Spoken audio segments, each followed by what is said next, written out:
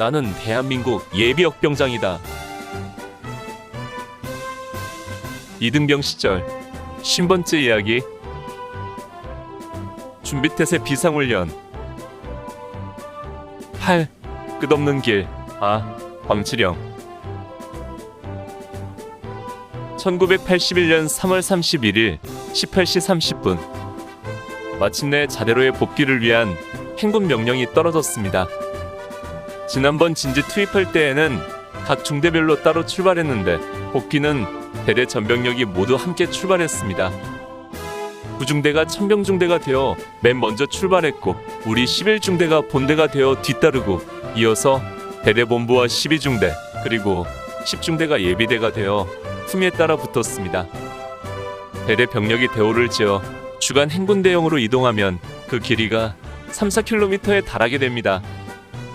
그러기에 같이 출발한다 하여도 맨 나중에 출발하는 부대는 거의 1시간여 늦게 출발하게 되는 것입니다.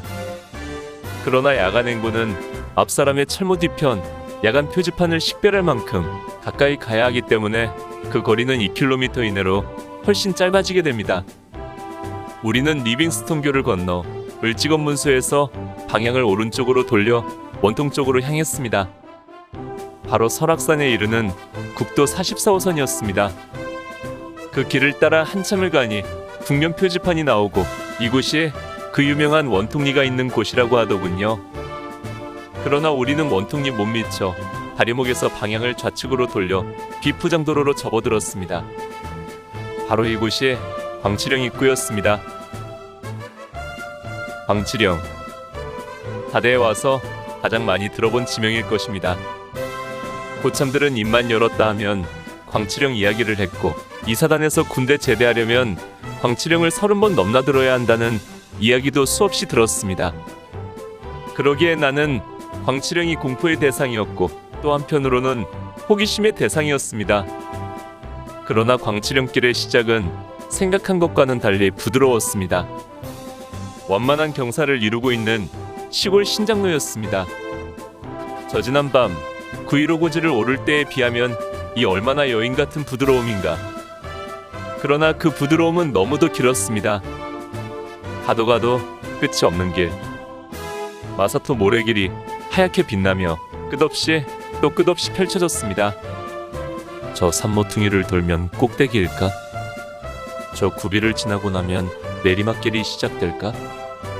몇 번이고 속고 속으며 별빛도 없는 산길을 걷고 또 걸었습니다. 처음엔 겁을 먹고 들어섰던 광치령. 그러나 완만한 길을 보고 마음이 풀어졌는데 이제 시간이 갈수록 알 수 없는 두려움이 사려들기 시작했습니다. 적막함과 지루함이 또 다른 고통이 되어 우리들을 괴롭혔습니다. 발에 물집이 생겼다며 나의 동기 라이병은 내 뒤에서 헉헉대고 있었습니다. 자꾸 처지는 그에게 고참들의 호령이 떨어지고 견디다 못한 그는 내 군장을 잡고 끌리다시피 따라왔습니다. 나도 지치고 힘들었지만 어쨌든 한 배를 탄 동지였기에 더욱 힘을 내서 그를 끌어야 했습니다. 중대장은 우리들의 지루함과 처지는 것을 막기 위해 군가들을 시켰습니다. 심신의 고단함 속에 군가를 하는 것이 또 하나의 곤혹스러움이었지만 지휘관의 명령이여 또 고참들의 눈총이 있었기에 악을 쓰며 군가를 불러야 했습니다. 그러다가 휴식 시간이 되면 그대로 쓰러져 잠을 자거나 냉수에 건방을 씹었습니다. 출발한 지 4시간 반 만에 마침내 광치령 정상에 도착했습니다.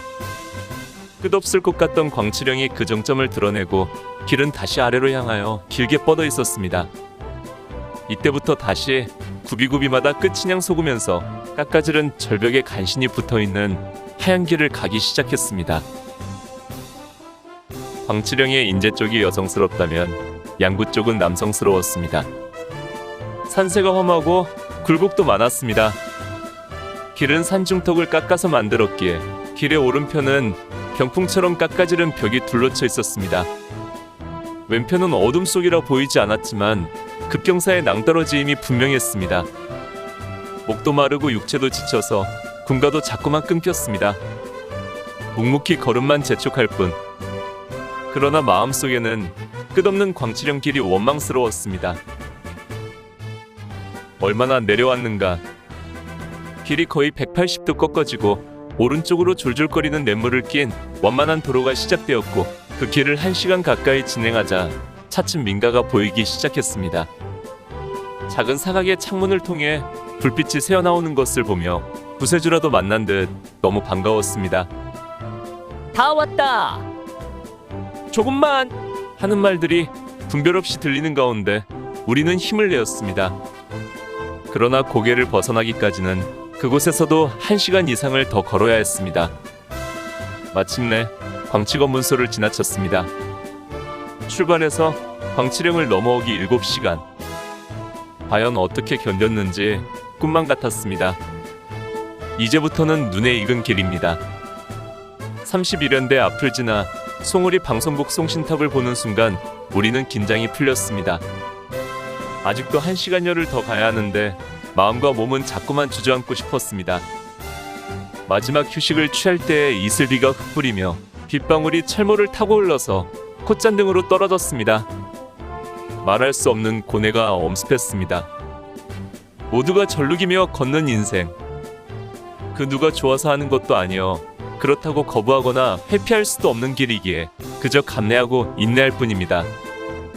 부암리 당백간판을 지나 부대 입구로 들어섰습니다. 진광상회를 지나고 연대 후문을 통해 3대대로 접어들었는데 그 길이 얼마나 멀고 지루한지 대대에서는 힘찬 행진곡이 스피커를 통해 울려 퍼지고 있었습니다. 날이 바뀌어 4월 1일 새벽 3시 마침내 우리는 대대 연병장에 도착했습니다. 도착 즉시 간단히 인원 점검만 마치고 바로 네모반으로 들어갔습니다. 이 얼마 만에 느껴보는 안온함인가. 네모반에는 9.15고지를 오르다가 낙오하여 다음날 자대로 되돌아와 대기하던 장상병이 우리를 위해 친구리를 가지런히 펴놓고 있었습니다. 겨우 군장을 벗어 관물대에 올리고 발만 대충 씻은 다음 우리는 그 침부 속에 들어갔습니다. 모두들 끙끙 앓는 소리를 내었지만 그래도 모든 것이 끝났다는 안도감에 달콤한 잠속으로 빠져들고 있었습니다.